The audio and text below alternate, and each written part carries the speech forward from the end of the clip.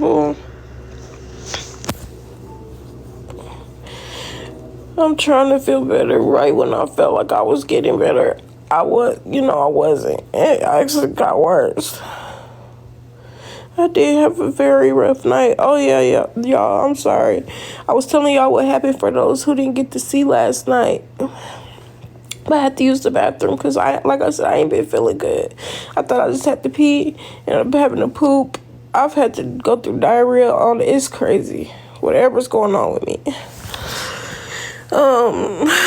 So yesterday I went to the ER after work because my nose just started dripping blood. I'm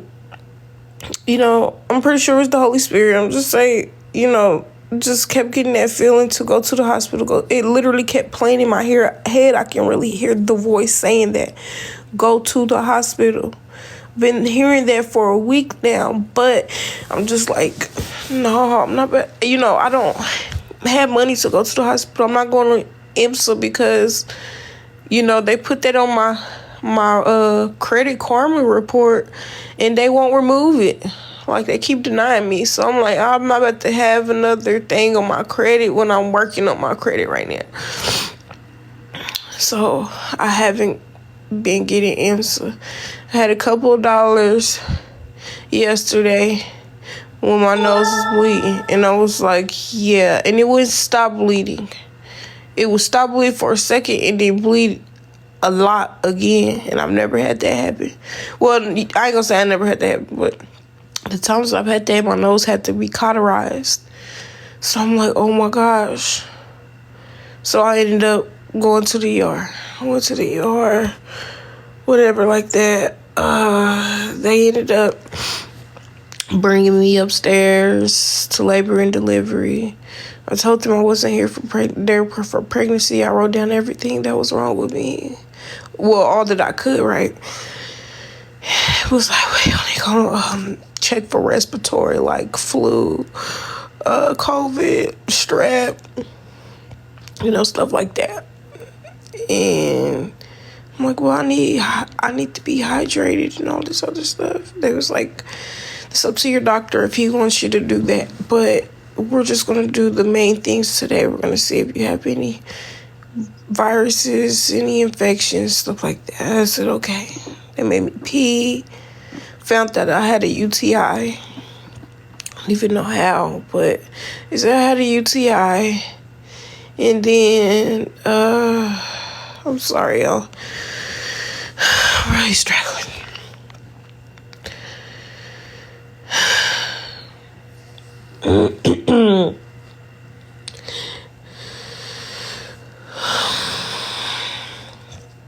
They said I had a UTI. They checked my lungs, and they said they hear tightness by my lungs.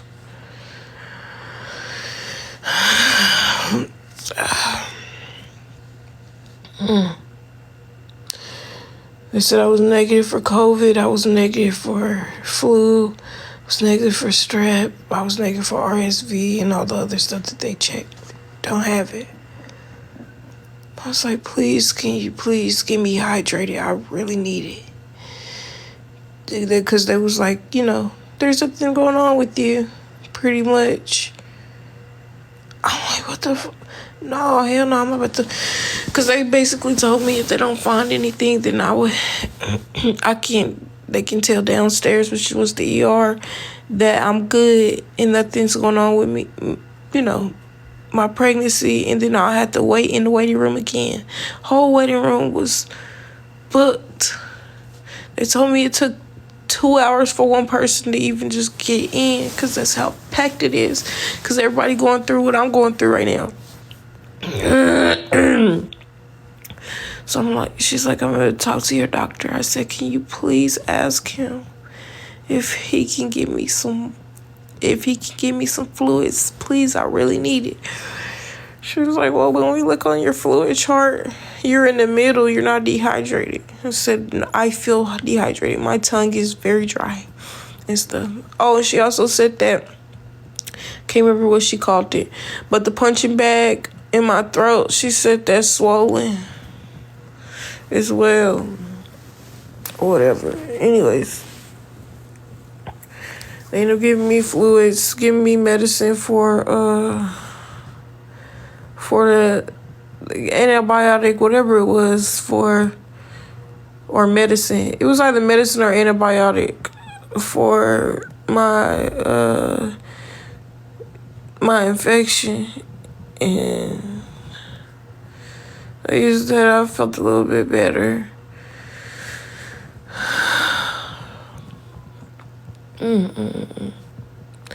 I didn't have nowhere to go. I kept trying to raise while I was at lunch and breaks.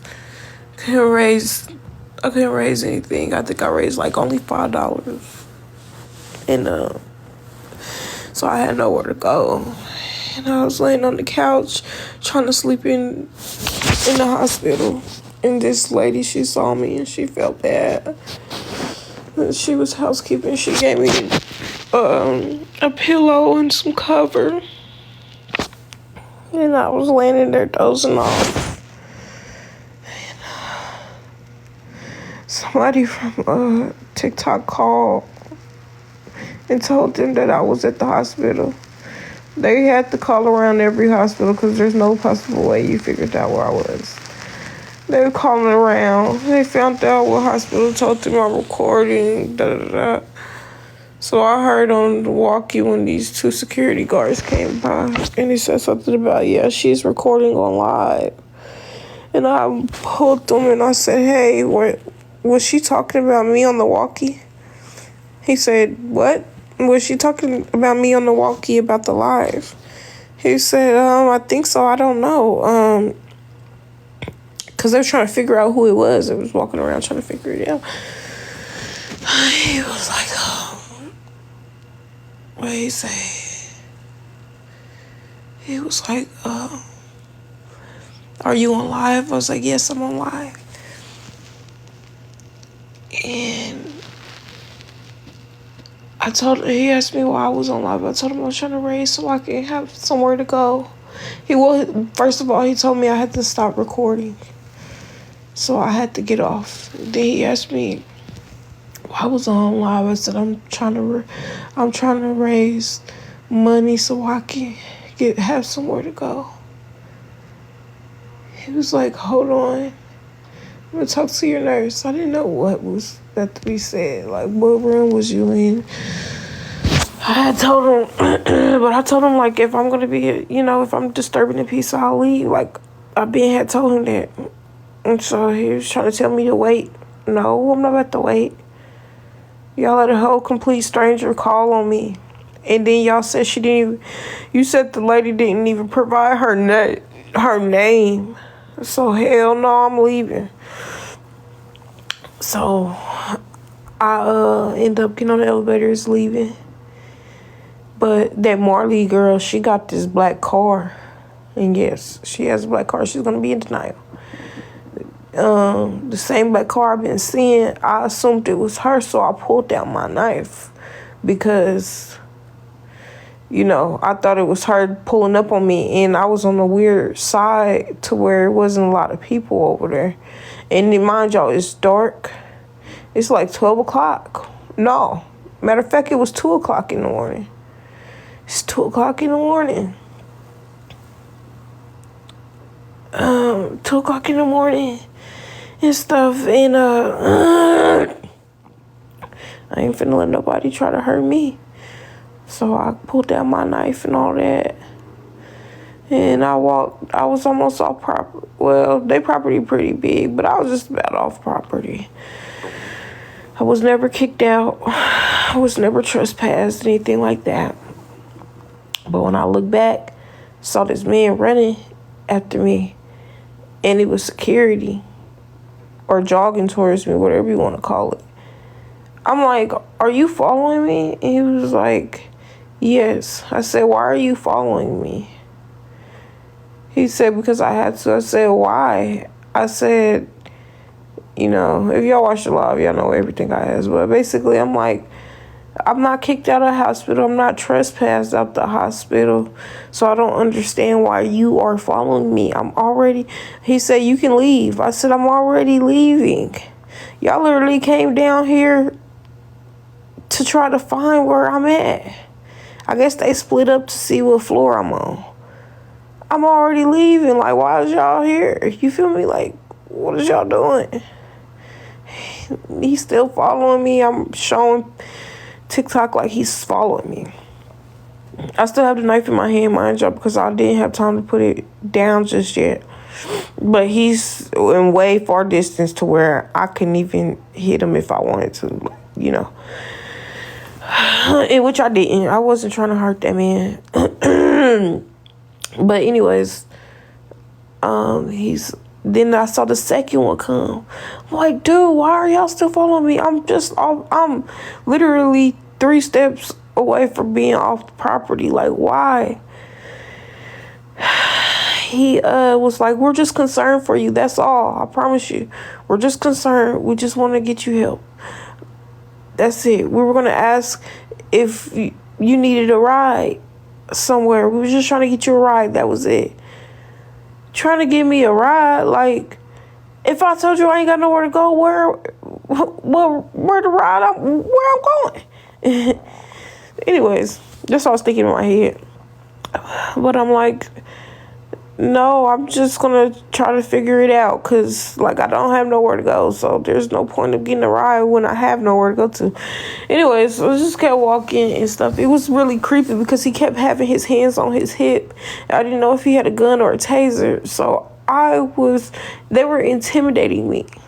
And it was really creepy for me and scary experience. I'm off property. I said, I'm on the sidewalk, so why are y'all still following me? The sidewalk is, public property, like, why are you still following me, bro? They stopped following me. And there's a highway where I was headed to, so I'm like, I ain't gonna be able to get on this, highway. So I gotta cross their parking lot or whatever. I gotta cross their parking lot so I can get on the service road. So I can walk and figure out where I'm gonna go. As soon as I walked across the street to go to the parking lot, they followed me again. I think they were still following me. I just wasn't paying attention. Because they had stopped, so I didn't think to look back anymore. Anyways, I saw that they were following me again. And I told them that I was going to call the police on them a couple of times. Because I'm just like, leave me alone. I started getting really concerned because I paused.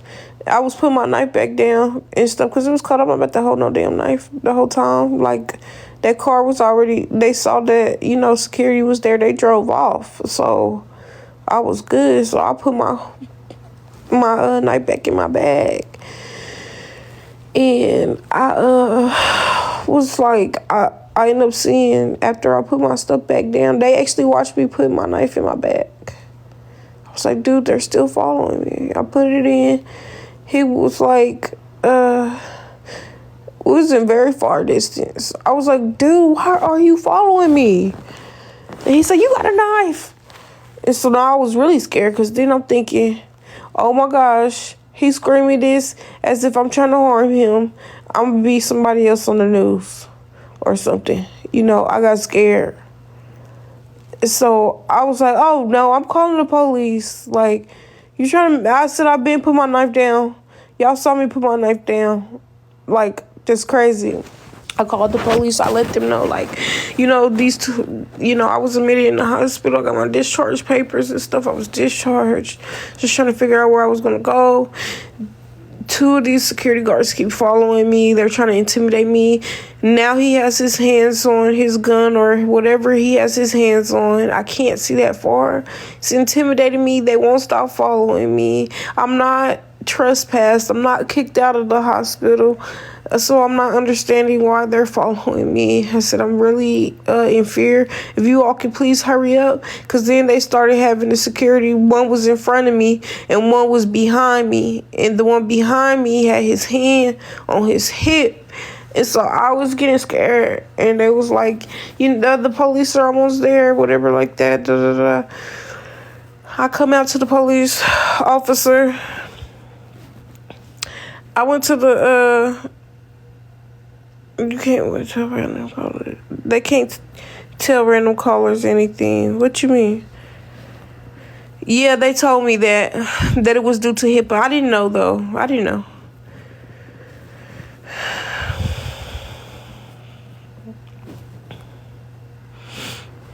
Yeah, I didn't know.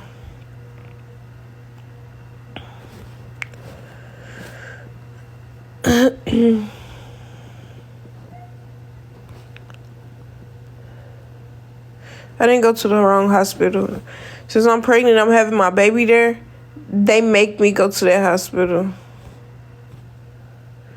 And that had to be the troll, because how do you know what hospital I was at? You're weird. Set up by Todd. They said it was a woman that called. And they didn't provide their name. But it doesn't matter. I wasn't kicked out, so it doesn't even matter. It's just I was put in a situation that was not necessary to happen. You know, I wasn't bothering anybody like always. I literally was on live the whole time, like I always do. I don't bother anybody. It be the trolls that be causing problems for me. I don't be having issues like this. In my day-to-day life, I've never had so many issues in my life. So much conflict, so much drama. Like, literally, they're bringing all of that towards me, then saying that I'm the problem. No, y'all are the problem. There's no way that y'all can be that miserable. But clearly it is. Anyways, long story short, I saw the police. I hurry up and ran to the police. I was like, hi, officer. Like, you know, they were trying to intimidate me and stuff like that. He was like, can you take your backpack off? And he was light-skinned like me. Shit. I could tell after he said that. I knew he was one of them officers, one of them black officers that be acting like you know what. I said, oh my gosh. I said, am I taking it off because, no. He said, can you put your phone on the car? And whatever's in your hand on the car. I'm like, what the fuck? Like, what? So I'm like, okay. And he was like, can I have your backpack? I was like, is it because I have a knife in my backpack? Because I'm the one who told the police I had all this. Like, I told them I had my knife for my safety because I've been having a stalker and stuff. And she even told me, like, dispatch says she understands that I'm trying to protect myself and that it's okay for me to protect myself. Like, you know, if I had to use my knife, I had to use it. Or whatever, because I told her I had a stalker. I said, you can go look at my police report and see that I've been reporting this person for a very long time now, and they have threatened me, and so I can't put me and my baby at risk and stuff. And she was like, I completely understand. Anyways, long story short, he told me to take my backpack off. I was like, okay. I took my backpack off, and then he was like, hands behind your back. I'm like, why? He said, I have to handcuff you. You're not going into custody or anything. I just have to handcuff you. I'm like, what? Why? I'm the person that called the police. Why are you handcuffing me? That doesn't make sense. He was like, I just had to. It's protocol. So the person that called the police just directly goes into handcuffs. That's crazy. And he was acting really weird and stuff, and asking me, do I have any other weapons? I kept saying no. I said I only have my knife and whatever other weapons that I had in my backpack. And so I was like, you already took my backpack off. No, I didn't have no knife in my hand. I'm the one who told the officers and stuff. I'm the one who called dispatch and told them why I had my knife out in the first place. Security wasn't even outside when I had my knife out. It was all, you feel me? My knife was already out before security even came down there. So they can't say I took the knife out on them because it was already out before they came. Especially it's 2 a.m. I'm pregnant. I'm a woman. Why wouldn't I have something on me? Period. But anyways, long story short, he put me in the damn handcuffs. And I'm like, if I ain't going to custody, why are you putting handcuffs on me? It's because you have the knife. It's in the backpack. You have the backpack. Then he asked me again, do you have any more? I told you already I don't have any more weapons. He's like, okay, tell me what happened. I'm trying to tell him. 5 other police officers pull up. Or maybe 6. 5 or 6 other officers pull up. As I was about to start saying what was going on and stuff. So then they come, and I was like, hi, officer. He's like, hey. And he said, what's going on? As I was talking, the guy that took my backpack and stuff, he's like, what he said? He said, oh, I'm sorry, I can't breathe.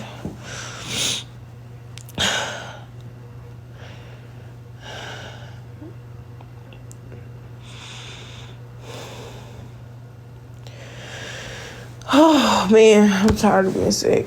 Ugh. The guy, he was like, you need to go to the car. It's cold outside and all that other stuff. I said, I don't need to go into a police car to talk to you. I said, I can tell you my story right now so you can take these handcuffs off of me and stuff. I said, I haven't caused any issues here. So I'm going to need you to take these handcuffs off of me, and no, I'm not going to the car. He had this other officer grab the shit out of me and tug me. Thank you, Sierra. Happy New Year's to you, too. He pulled my arm hard as fuck, and I kept telling him I was pregnant. And they was like, you got to go into the car. Like, you're going into the car. Oh, y'all, before he said that, before they arrived, he said, what he say? Not the